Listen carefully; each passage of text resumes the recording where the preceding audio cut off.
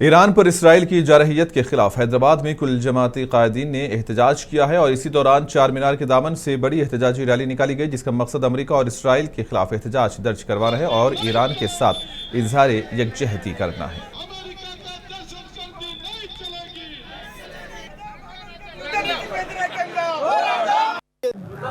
Iran में तो आम कत्लेआम हो रहा है। ईरान के अलावा दूसरे मुल्क में भी, जैसे तेलंगाना से, हैदराबाद से खासकर 15 लाख लोग गल्फ में काम करते हैं, उन लोगों को भी जीना मुश्किल हो गया वहाँ।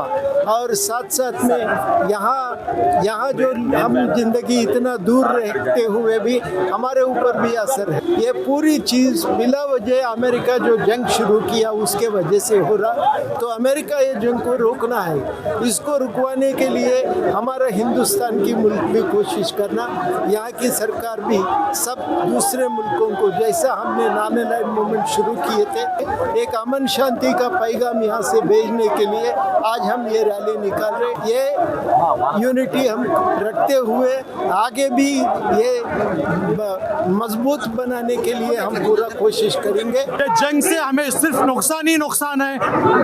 हिंदुस्तान के 90 लाख हिंदुस्तानी गल्फ कंट्रीज में रहते हैं, जिन्होंने एवरी ईयर $50 बिलियन का फायदा इंडिया को होता है। जंग के वजह से इन सारे लोगों को नुकसान होता है। इंडिया की फॉरेन पॉलिसी फेल है, इकोनॉमिक पॉलिसी फेल है। इसराइल ने ईरान पर जंग थोक कर बैनुल-अक़वामी क़वानीन की न सिर्फ खिलाफ वर्जी की है, बल्कि अपने आप को दुनिया का दादा होने का सबूत देने की कोशिश की है और सारी दुनिया तमाशा देख रही है। ये इंतहाई अफसोसनाक बात है। और फिर ये जंग एक इस्लामी निज़ाम और यहूदियत के ख़िलाफ़ है। ये जंग किसी समझिए कि साहब शख्स के ख़िलाफ़ या फ़लाँ के ख़िलाफ़ नहीं है। कांग्रेस कारकुनों ने जनगांव जिले के स्टेशन घनपुर में बीआरएस के रुकने असेंबली कौशिक रेड्डी का अलामती पुतला नजर-ए-आतिश किया। इस मौके पर स्टेशन घनपुर म्युनिसिपालिटी के चेयरमैन तातीकोंडा विनय कुमार ने रुकने असेंबली के श्रीहरि के खिलाफ नाजिबा अल्फाज का इस्तेमाल से बाज आने कौशिक रेड्डी को इंतबाह दिया। कहा कि कौशिक रेड्डी अपने रवैये से बाज न आए तो इसके संगीन नताइज भुगतने पड़ेंगे।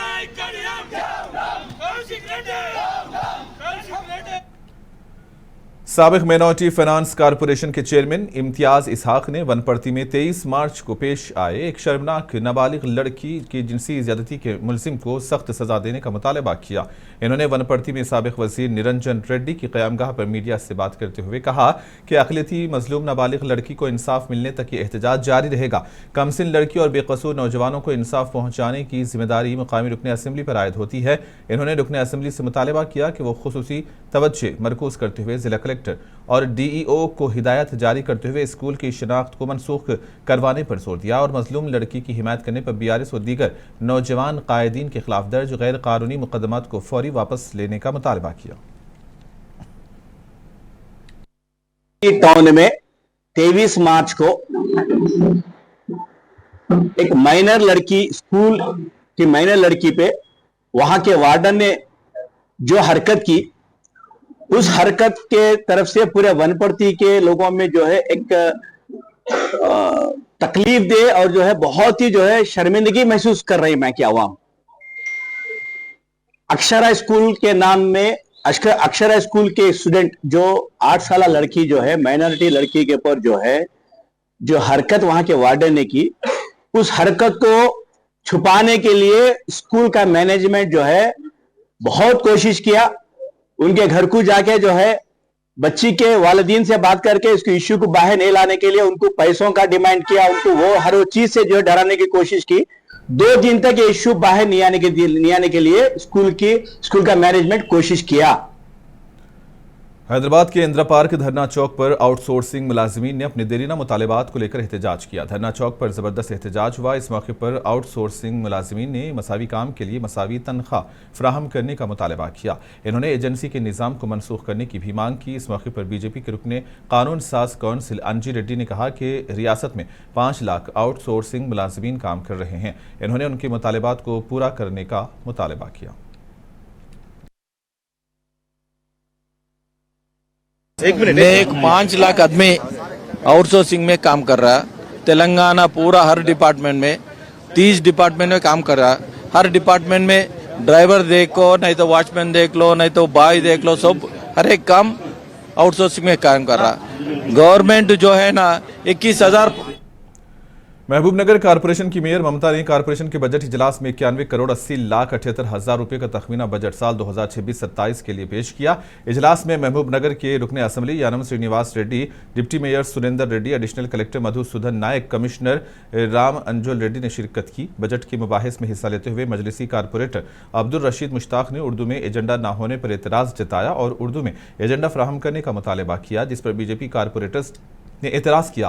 इन्होंने कहा कि एजेंडा एक ही जबान में होना चाहिए, जबकि कमिश्नर ने आइंदा इजलास तक उर्दू में एजेंडा फ्राहम करने का तयक्कुन दिया। जबकि बीआरएस कारपोरेटर्स ने शहनशीन पर सिर्फ मेयर ही रहने का मुतालबा किया। कहा कि दीगर को शहनशीन पर रहने की इजाजत नहीं है। ఫస్ట్ కౌన్సిల్లో బడ్జెట్ ఉంది. ఆ బడ్జెట్ మీద దృష్టి పెట్టాలంటే ఒక సీటు బాగలేదని, ఒకటి భాష బాగలేదని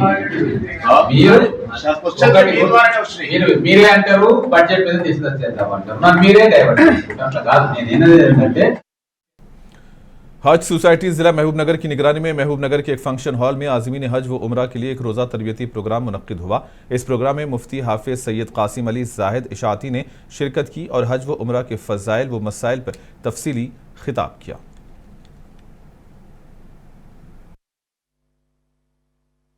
आज 29 मार्च बरोज़ इतवार महबूबनगर में व्हाइट हाउस फंक्शन हॉल में अल्हम्दुलिल्लाह कॉस्मिक ग्रुप की जानिब से तरबियती हज प्रोग्राम रखा गया था और अल्हम्दुलिल्लाह बहुत बेहतरीन फैसिलिटीज़ के साथ, बेहतरीन इंतज़ामात के साथ सब वो लोग यहाँ पर जमा हुए और अल्हम्दुलिल्लाह बहुत इत्मीनान बख्श प्रोग्राम हुआ।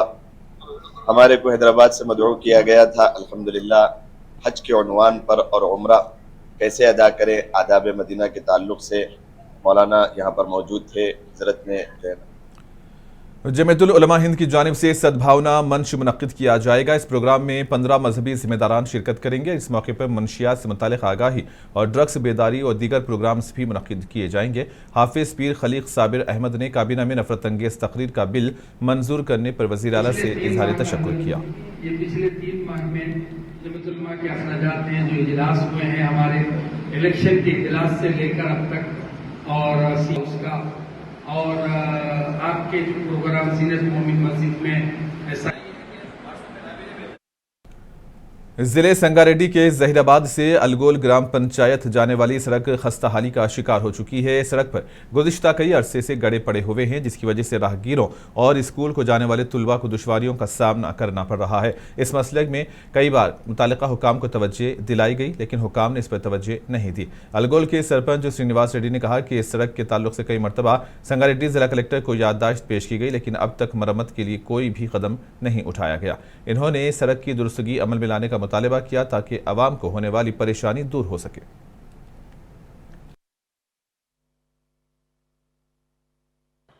ఈ రోడ్ వచ్చేసి 15 సంవత్సరాల నుంచి ఇట్లనే ఉండేది. ఇప్పటి వరకు కలెక్టర్ గారికి ఇచ్చినాం, మొన్న రోడ్డు పైన ధర్నా చేసినాం, మొత్తం ఆపేసినాం, ఇప్పటి వరకు పట్టించుకునే నాదులు లేడు.